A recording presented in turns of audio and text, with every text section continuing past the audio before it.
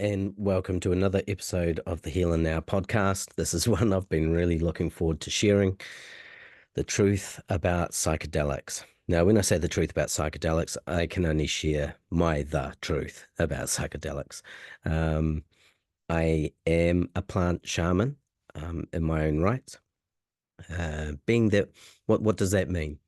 Well, with the help of particular plants as allies, I assist people in the mystical journey, the mystical experience, in order to help them come to a self-realization that creates an environment for them to heal and to recover and to remember and all of those beautiful things around what it means to be human.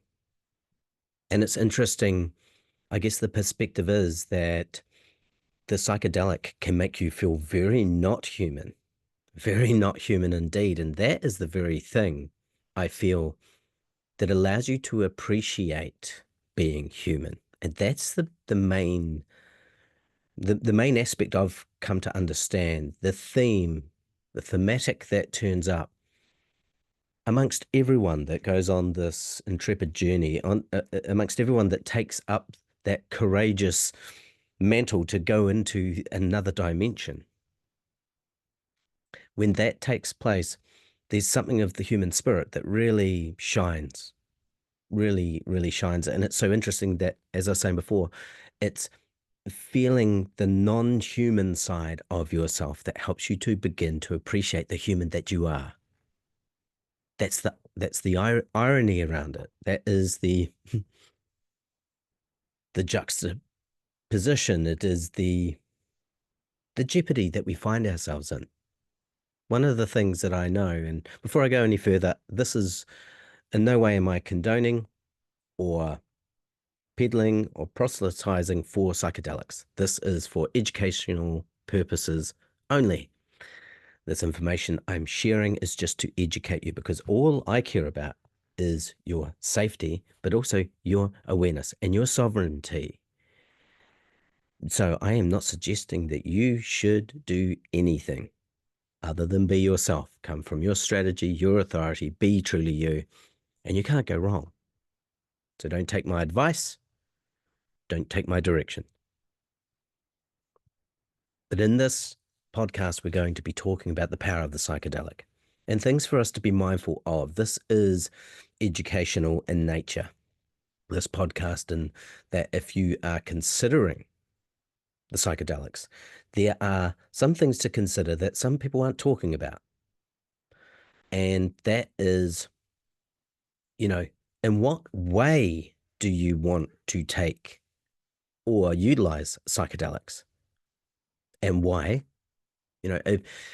I've had people approach and say, I've tried all sorts of treatments for my depression and anxiety and nothing's working, so I guess I should try psychedelics. Um, and that's these all many reasons why people want to do it. Now, you could be doing it to help yourself out of a pickle when it comes to anxiety and depression. It's a kind of what they call non-treatable, or it's not responding to medical application. And so you feel that you're backed into a corner. Psychedelics can assist in that area. There's also just exploration of human consciousness. It's not just to get better. It's not just to heal. Um, these compounds are as multi-dimensional in their application as they are in their expression. It's an incredible experience, depending on, again, what is the purpose here? So your intention is everything. I've taken people on journeys where it's been about them journeying into themselves, them understanding themselves. Others who have really wanting to understand what consciousness is. Others, again, that are wanting to heal trauma or heal karma or heal, there's so many reasons, and your intention is everything, because you do get what you need, not what you want, but you get what you need when you go in with your intention. It's like you go in with a want, and then these psychedelics often, if it's applied correctly, will give you what you need most, highest priority.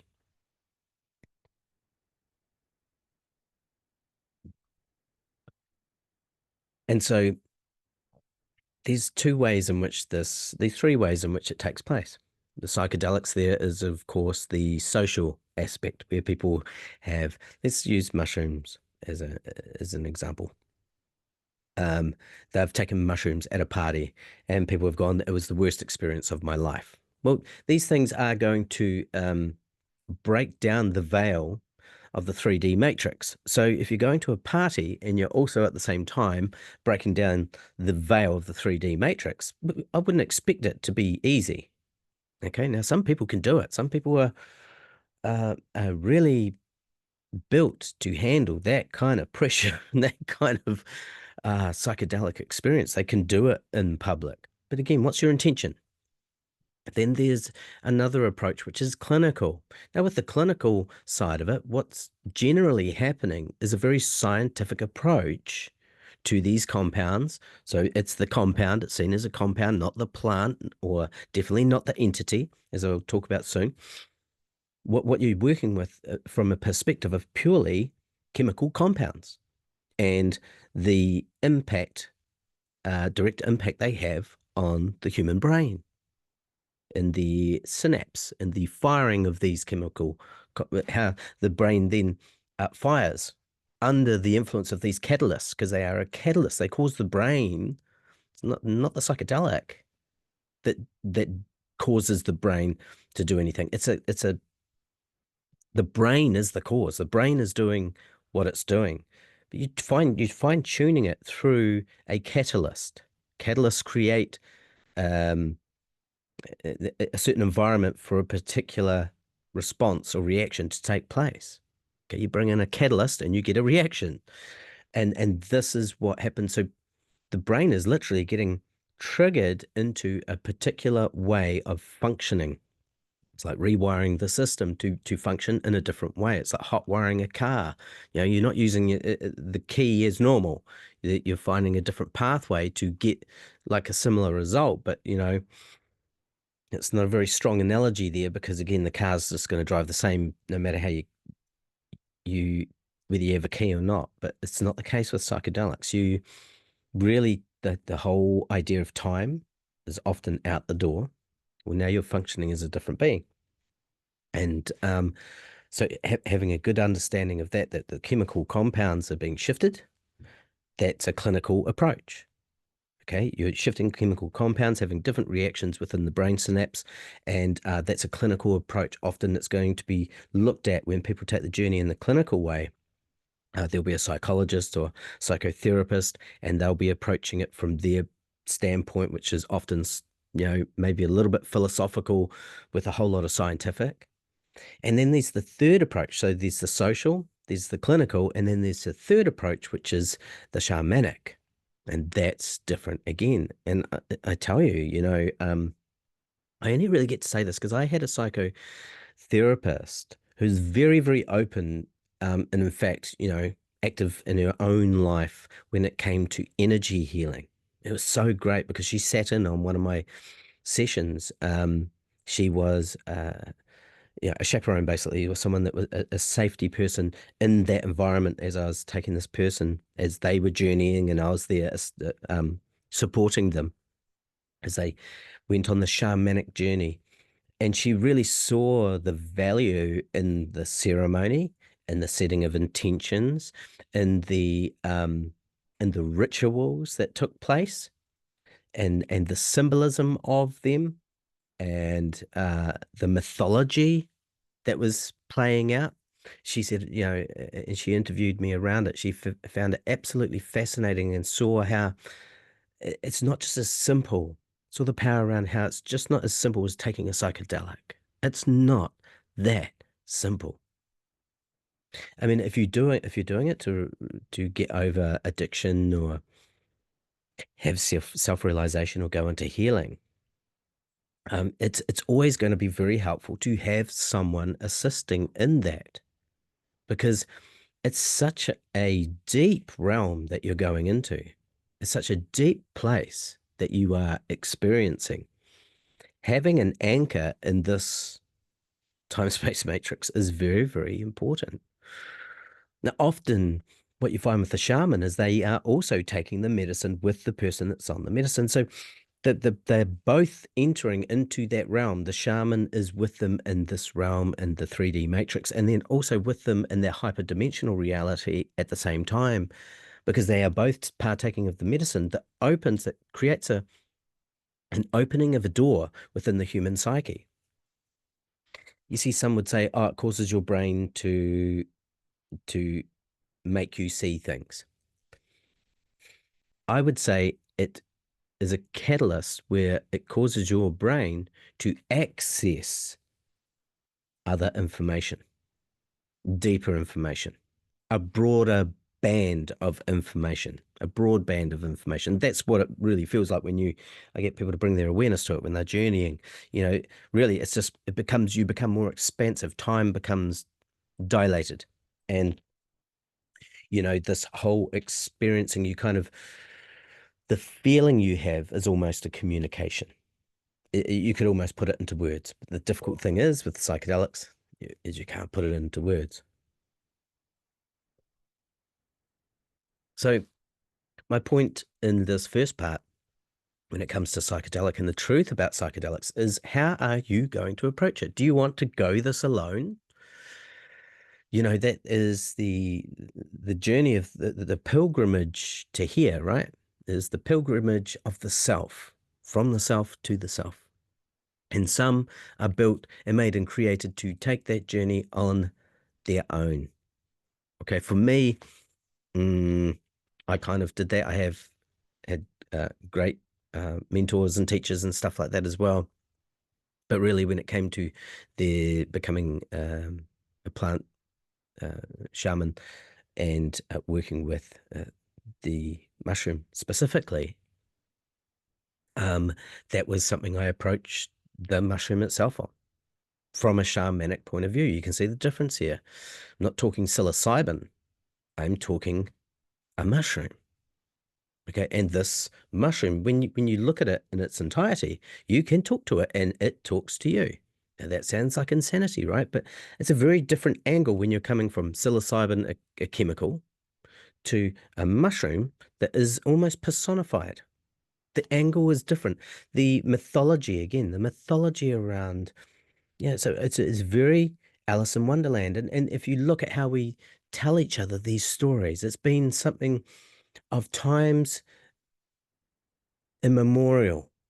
At times that have just gone on forever, we have told stories. And what the psychedelic does, especially from a shamanic point of view, is it tells you a story. But not only does it tell you a story, you feel the story. You intuit the story. And the story is beyond time. You get packets of information just downloaded in an instant. So it goes past having to play it out like a film. It is just downloaded in an instant, and the knowing is there. And it is through memory. Weird, right? It is through memory. It's through remembering this downloaded information. Bam! Remembering it. And that's where it can get very difficult for people to be able to ground some of the information that comes through. Otherwise, what will happen is you take a psychedelic, you go in, and it's trippy as hell, and you don't know what's going on. Having a shaman by your side, helping you really truly go into and feeling what's going on, really becoming completely immersed in the experience and trusting that it's teaching, showing, guiding, all of that, healing, that what's happening is an intelligence beyond your own, the intelligence, bringing a reconfiguration into perspective of who you are, how you are, what is, all of that. You really, get to step outside of the ego. The psychedelics are ego dissolving. That is ultimately what they are. And if we don't dissolve the ego from time to time, then we are a prisoner of it. How can you know otherwise what life is? This is the thing where people have such a profound experience. They go, wow, oh my God, only because it's not something you do every day. And whether it's taking a psychedelic or not, doing something every now and then that is not something you would do every day is very, very good to break down your boundaries. I said to a client the other day who's high level in the sport in which they support, they actually are an umpire. And I said, in the off season, go and do a sport that you suck at because he's high level. The only way in which, and he got the understanding of it, the way in which he can up level again in something that he's already high level in is go and do something you suck at and improve at that. And what it does is it creates the neural pathways for improvement. So you will end up improving on that which you're already masterful at. When you've really mastered something, you don't get as much uh, definable progress. Because you get that good, it all becomes about milliseconds and very small details that the improvement happens. At the start, you get lots of improvement. That's why it's good to go back and almost get the brain getting used to learning at a high capacity. And capacity being the amount that which you are learning. It's very much the same when it comes to a psychedelic. The reason people have such incredible shifts and change in their life is they don't have this experience every day. It is a mystical experience. And I find it interesting that for the clinical side of things, they're still after the mystical experience. That's as it's been recorded. Those that through psilocybin on a clinical standpoint that have a dose, I think it's like, somewhere between two and I'm not sure what the milligrammage. Anyway, these an amount that they give for people that are addicted to cigarettes or drinking, and I think it was drinking. There's like an 80% cure rate on people that take psilocybin, as long as this is the prerequisite that as long as they have a mystical experience, then 80% of them end up giving up alcohol from that one experience. That's like ridiculous, right? So there's the clinical trials. We're always talking about clinical trials, but the thing we don't get to talk about is the shamanic. They're not really, they're still trials. When you look at it, what's a trial? Trial and error. They don't tell you about the other part. So clinical trials also implies error because error happens when you're trialing. We call it trial and error. It's a real third line. I'm a third line in human design. So I'm trial and error. Yeah. You don't have trial without error. Error is there. And so when they say, psychedelic trials, there's also error in there. And that's where the shamanic way is really a way that is very underground. Why is it underground? Well, the law says you can't go and do this, but you see, shaman is not doing it to break the law. There's no intent to break law, but the shaman is at one with the law of nature. And that law is that nature is natural. Nature is it's a natural law that nature is natural. And so you do no harm with it. You can partake of it however you please because you are it. It's you not denying what you are. Okay, when it's natural. Now, when things get synthesized and changed and it's no longer natural, then you need to come under laws that are not natural law. And that's why we have a real mix up, right? But here's the problem for the shaman. If they are not able to help people and treat them due to legalities of law, then there are so many missed opportunities because how can a shaman come under the law of law, you know, LAW, when they actually work under a different law, LOAR, sorry, LRE, law. It's different again. It's cross time, it is quantum, it is deeper. And the truth be known about psychedelics is that, as I said, they can be social, they can be clinical, they can be shamanic. There's three ways to approach this, and they are all very different. The social is completely different. I've had so many people say when they've had the shamanic journey, they have said nothing like the social gig. No. Okay, these plants can be medicine, they can be teachers, and they can also be entertainment. Again, there's three aspects. It's almost like the Trinity, right? And if you look at anything, we live in a binary, there's always going to be three sides to it. And so the question of psychedelics, are they any good? Are they healthy? Really, the truth of the matter is that we have to understand it is multidimensional. For me as a shaman, the approach of the psychedelic goes beyond just logic. It has its mystical application. And when you go into mystical, you are talking archetypes, you are talking mythology, you're talking about larger concepts and ideas, very much more broader. So about detail. If you look at it, the mystical is like I said before, is like archetype, these overarching concepts. The the scientific is about detail and logic. Now, there's nothing, you can't pit one against the other, really, because don't they sit on a spectrum? You know, at what, because you do, you get some people that they get to a certain point within logic where it starts blurring the lines and it starts to become mystical, just like quantum physics, right? We've got logic, logic, logic, and now it's getting weird and it's becoming more mystical. It's a spectrum. So when we go into these things around psychedelics and understanding them, it can't be just known under law. It can't just be known under chemistry. It can't just be known under tradition and practice. It is multidimensional. We must treat it as such. Educating yourself about psychedelics and understanding what they truly are. It's a very, very broad um, a question, but a subject. Ultimately, from a shaman's point, as Terence McKenna always said, psychedelics are boundary dissolving. Now, a lot of our issues and problems are because of boundaries or lack thereof. Or, uh, sometimes we have these boundaries we don't even know are in place. We don't know until a psychedelic is taken and you see it for what it is. You get to zoom out. That's what the psychedelics do. They help you to zoom out. And so you see everything completely differently. You feel everything completely differently. You understand everything completely differently. Like I said, that is the medicine itself. It's having a perspective that is so different that you get a shift and change in perspective. And don't we know that that's the only shift that needs to be made?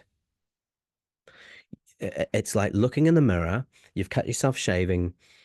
The way we work in the world is we try and put the band-aids on the mirror. We try and put it on what we see instead of realizing that what's being reflected back to us is just a perspective of the actual truth. And so what the psychedelic does is it actually causes you to stop looking at the mirror and somehow your awareness turns upon yourself and you realize, oh, it's me. Shit. Okay, that's the truth about psychedelics. Stop blaming the plants. Stop blaming compounds that they are the trouble. They're not. Humans are, and only humans are. They're the only beings that will go and ruin anything.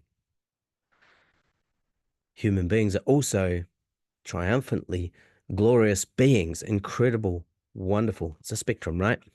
Complete fucking assholes and completely divine.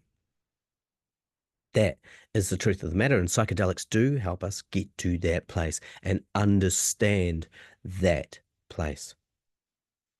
This podcast is just to bring awareness that there are many different ways in which psychedelics can be approached.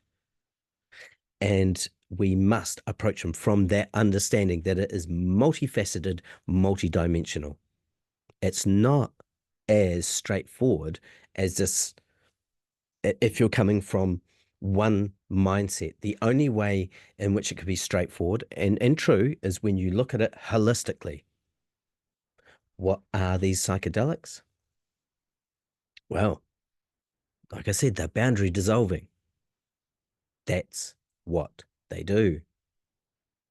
Boundary dissolving is a great term because it's neither good nor bad. But what it does do, what they always do, is break the boundaries down. Now, some people are so attached to their boundaries, that's why they have what they call a bad trip. They feel like they feel their ego dropping away, and it's just the ego is just a construct. It's not them, but they're so attached and connected and identified with their ego that as it begins to drop away, they feel they are dying. Now, the breaking down of any walls or any prison, it's got to be a good thing, right? Or maybe not. For some, maybe not. Staying within those walls is the best thing for them. Then that's what's best for them. Understand, if you're thinking about going and having a psychedelic journey, you are intentionally going into your reality with a sledgehammer. You are breaking down the boundaries, breaking down the walls. And if you're okay with that, you'll be fine on your journey. You will learn much. But if you're attached to your attachments, if you are attached to your ideas, ideals, and concepts, you will suffer. You will suffer in the ego disillusion that takes place. You'll suffer deeply. Again, and like I said, this podcast, this transmission is to educate you. When you decide to take a psychedelic, you're changing everything. And you don't want to get flippant about it either and just go, yeah, I can handle it. And you just keep taking psychedelics without awareness. Every time there needs to be an awareness. Every time you want to bring conscious awareness to what it is you're doing, what's your intention. Otherwise, it could be becoming a crutch. But look, I'm not saying that's a bad thing either. If it's what gets you through, it's what gets you through. There is no good or bad here. There's just what is pragmatic, what is useful, what is true. And sometimes they don't all match up. Sometimes they are not a synergy, right? I'm going to do some more videos on the psychedelic and actually share some of my journeys from a shamanic point of view. But my first, most important thing I wanted to get across is that understanding what you're getting involved in. If you are wanting to take the psychedelics, how are you doing this? Are you doing this, privately in a shamanic way? Or are you doing this socially? Or are you doing this in a kind of clinical way privately? Or are you doing it clinically with a group? Or are you doing it shamanically with a shaman? Or are you doing it shamanically on your own? Like, know what it is that you're doing. Bring some real awareness to it and spend time on those intentions. Always comes down to two very valuable things when it comes to the psychedelics, and that is set and setting. And I'll go into that in the next video. I'll talk about the shamanic setting because I've not done clinical. I'm not so much interested in doing that myself. I'm not saying it's not useful. There are people out there that are in the clinical realms and they're doing amazing work. And I'm very grateful to them that they are picking up the pieces, picking up the mantle in the area of the clinical studies and trials and services. For me, I'm more interested on that shamanic level, with specific plant medicines, with the intention for healing for people, for self-exploration, for self-awareness and self-realization. It is such a big topic, and taking your time with it. I didn't dive into this. I did like 2 years of research looking into all of these things from all the angles before I decided I was going to work with these plants in a conscious way. And like I said, I do not say it is the right thing or wrong thing. I'm not saying to try them or not to try them. This was for purely educational purposes. The psychedelics definitely have an incredible, impactful presence on this planet. And like anything that has impact, it needs to be understood and approached with great awareness, great care, and a sense of sustainable approach. Sustainable approach is the key. Looking at, what is our intention here? Is this to just get into for the sake of getting into it? Or is this something that could be useful for a time and then I let that go? Really understanding how we're approaching things. When we do that with the psychedelics, we really should be doing that with everything. Our relationships, how we eat, how we work, our tribes, our families. So I shall see you in the next podcast where I will go part 2 on the truth about psychedelics. But there are the three areas that are well being worth well educated on. There are three areas for you to go and do more education on yourself in. If you're looking at the psychedelics, there is that personal approach, there is that clinical approach, and there's the shamanic approach. The three key ones, and from there you get branches of different approaches, sub approaches from there. So I hope this was helpful for you. And we shall see you in the next podcast.